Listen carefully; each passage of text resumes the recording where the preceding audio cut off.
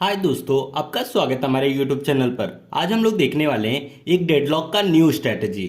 हम लोग फर्स्ट देख चुके हैं, अब देख लेते हैं डेडलॉक प्रिवेंशन। ठीक है, तो चलिए इसको स्टार्ट करते हैं। जैसे कि आप लोगों को पता है, डेडलॉक होने के लिए 4 नेसेसरी कंडीशन है। पहला है म्यूचुअल एक्सक्लूशन, दूसरा होल्ड एंड वेट, तीसरा नो प्रियम्पशन, चौथा सर्कुलर वेट। ठीक है, ये जो 4 हमारे पास नेसेसरी कंडीशन है, इसमें से एक को भी अगर हम लोग डिससेटिस्फाई कर देंगे, अगर इसको हम लोग मतलब गलत ठहरा देंगे कि ये नहीं है, तो ऑटोमेटिकली डेडलॉक होगा ही नहीं। तो हम लोग इससे भी डेडलॉक प्रिवेंट कर सकते हैं। ठीक है, तो पहला क्या था हमारा म्यूचुअल एक्सक्लूशन। म्यूचुअल एक्सक्लूशन क्या होता है? Since every multi programming environment has at least one shared resource. ठीक है, that's why mutual exclusion is not डिससेटिस्फाइबल।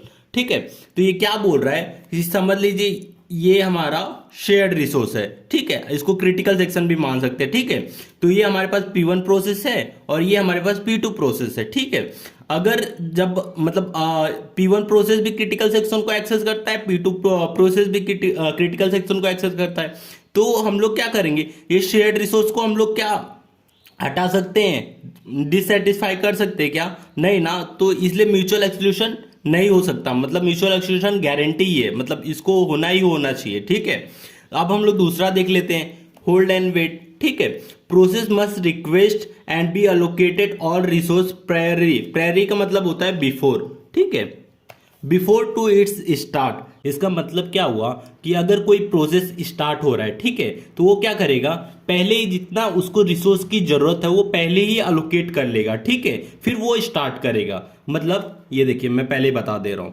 PRI ये समझ लीजिए एक प्रोसेस है। ठीक है, इसको समझ लीजिए दो फेसेस में, कोई भी प्रोसेस दो फेसेस में हमारा CPU पर रन होता है। ठीक है, समझ लीजिए पहला फेस है, ये सेकंड फेस है। ठीक है, इस फेस में इसको रिसोर्स की जरूरत है R1 और R2। ठीक है, और सेकंड फेज में उसको जरूरत है R2 और R3। ठीक है, इसको 3 रिसोर्सों की जरूरत है।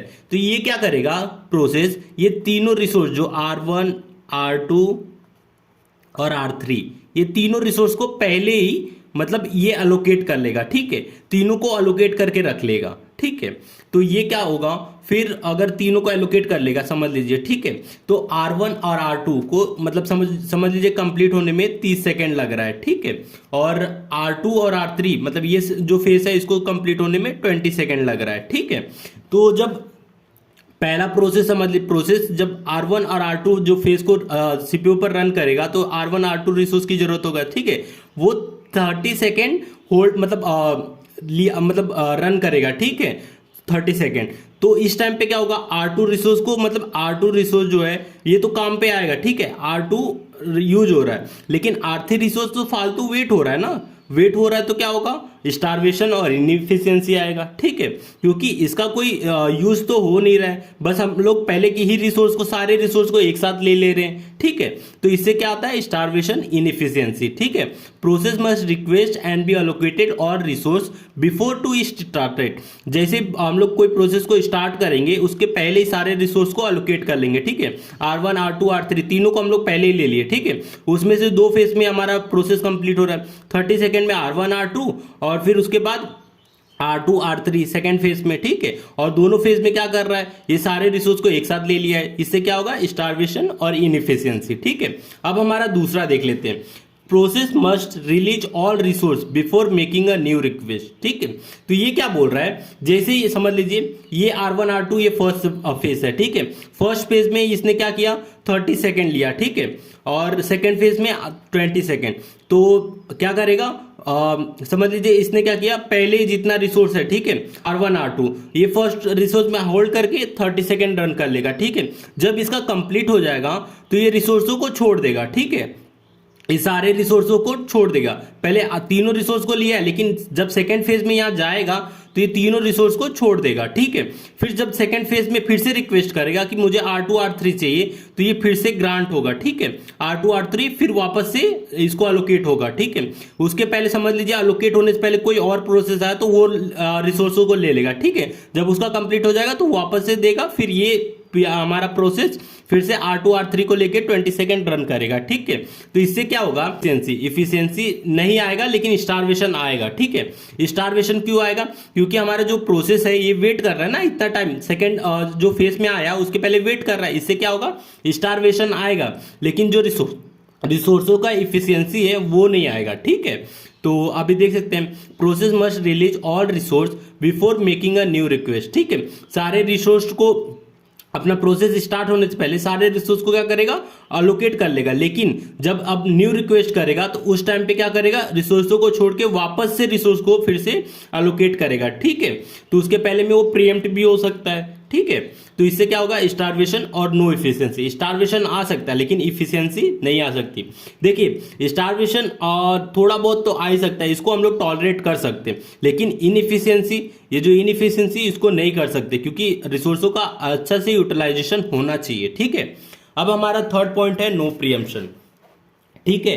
No preemption, preemption of resource from process, ठीक है।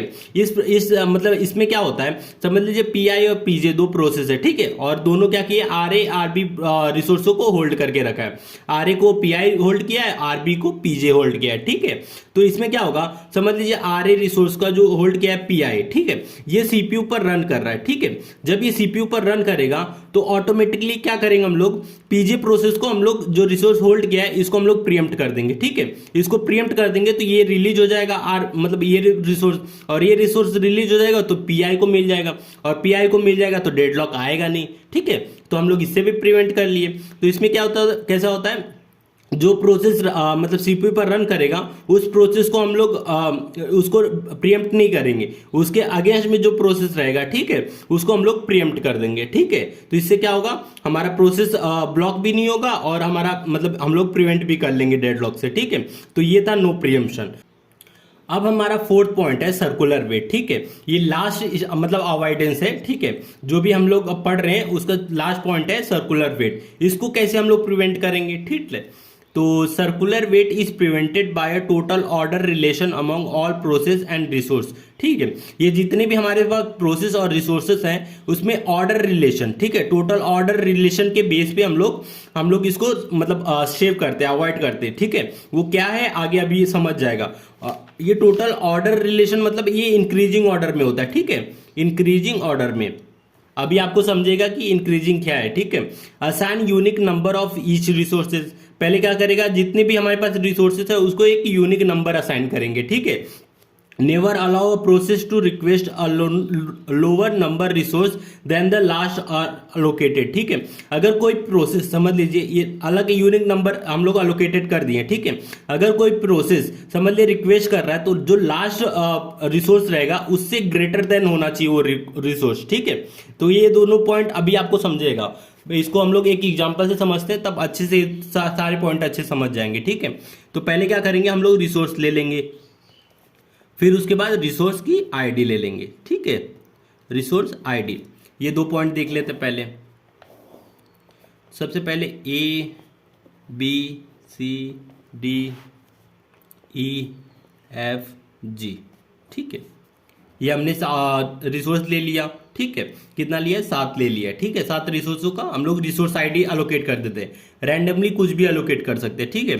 10 8 3 4 12 25, ठीक है, हम लोग कुछ भी अलोकेट कर दिए, रिसोर्स और रिसोर्स आईडी, ठीक है। तो पहला पॉइंट क्या था, assign unique number of each resource, जितने भी हमारे पास रिसोर्स है उनको एक यूनिक नंबर असाइन कर दिए, ठीक है। अब हम लोग सेकंड पॉइंट देख लेते हैं, ठीक है। Never allow a process to request a lower number resource than the last one allocated, ठीक है। सबसे पहले हमारे पास पीआई प्रोसेस है, ठीक है। पीआई प्रोसेस को 3 ए बी सी, या समझ लीजिए सी बी ए, ठीक है, ये तीनों रिक्वेस्ट किए हैं, ठीक है। ये तीनों रिसोर्स चाहिए पीआई प्रोसेस को, ठीक है। पीआई प्रोसेस को सी बी ए, ये तीनों रिसोर्स चाहिए, ठीक है। तो इन रिसोर्सों की आईडी क्या है, पहला सी की 3, बी की 8 और ए की 10, ठीक है। ये तीनों क्या है, आप ध्यान से देखिए तो तीनों इंक्रीजिंग ऑर्डर में, ठीक है। जो मैंने ऊपर बात किया था यही है, 3 8 10 का मतलब इंक्रीजिंग ऑर्डर में ही होना चाहिए, ठीक है।